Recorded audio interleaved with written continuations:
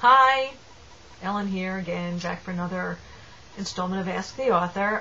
Thank you to those who sent in questions. I hope to get to a lot of them next time. For today, though, I am going to go back to Angie in Texas because I did not finish answering all her questions last time, and she was good enough to send in quite a few. So let me give this a shot, and honestly, I'm just sort of winging it as I go along here, but okay, here was one of her questions. This is from Angie in Texas. Constructive criticism never bothers me if it comes from a professional or maybe from someone with an English degree or background or even other authors. But when a friend or someone close reads something of mine and gives me tips, I just ignore it because I think their advice, because I don't think their advice holds much credence. Should I take them seriously? First of all, I think that anybody that you didn't ask for tips from should not be offering you tips to begin with. If just giving it to somebody to read, they don't have any business telling you how to write it. The second thing that I want to say about that is when you're in the draft process, I think that you should be pretty careful about who you show your work to. You should be showing it to people whose opinions you trust and not just showing it to everyone. So I think it's an important thing to have a crit pal that you like and trust. You know, for my part, I have a couple of writer friends who I exchange chapters with, and that's always worked out well for me. And these are people whose opinions I really trust, whose talents I really admire.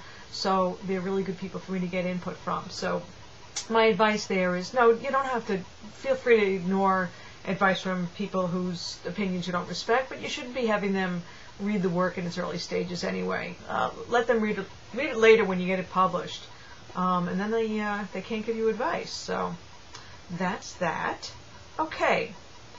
Angie also wants to know, what do you think of NaNoWriMo or NaNoWriMo, I think some people pronounce it, National Novel Writing Month. Some authors say it's just a venue for a bunch of amateurs to clog the publisher's work, but I enjoy it.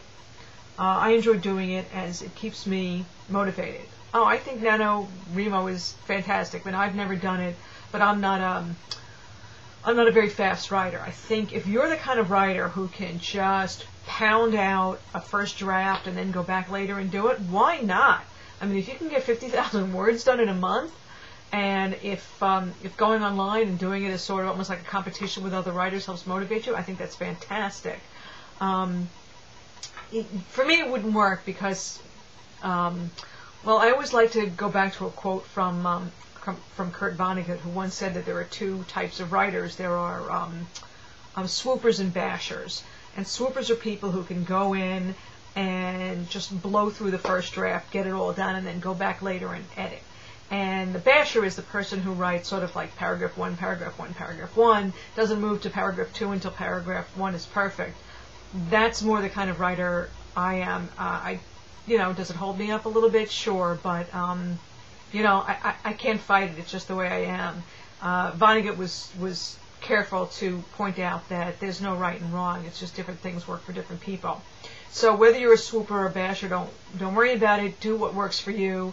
And if going for that National Novel Writing Month, NaNoWriMo or NaNoWriMo works for you, absolutely, I say go for it. And don't worry about whether it just creates more novels out there in the world. Who cares? Do it works for you. Okay. And her final question was, and how about this one? When I buy a book for my e-reader, I have the Nook, does the author get the money? I have often wondered about that one. Yes, there is, an author's contract. There's different percentages for sales of hardcovers, paperbacks, electronic editions, whatever kind of editions of the book there are out there. So yes, the author does get paid for that. What the author is not going to get paid for is when you buy a remaindered book. Those ones that they sell sometimes, certain tables in the bookstores, and you can often tell if it's remaindered because it's A, very, very cheap, and B, it has that black magic marker on the when you close the pages there.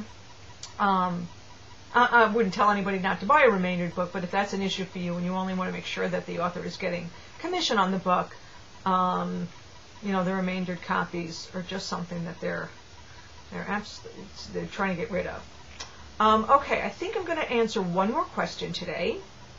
And this is from Ceci in New Hampshire, who says, hi Ceci, is it better for me to hire an editor to go over my manuscript to correct errors and format it for me according to standard submission guidelines before I submit it to my agent? That is a question a lot of people ask, and I don't think that there's a one-size-fits-all answer. If you're pretty confident in your own copy editing skills, if you have a background as a writer, then by all means just polish it yourself and send it off. If you don't have a background as a writer, if you're not sure about grammar, then hire an editor to go over it for you. Not a bad idea.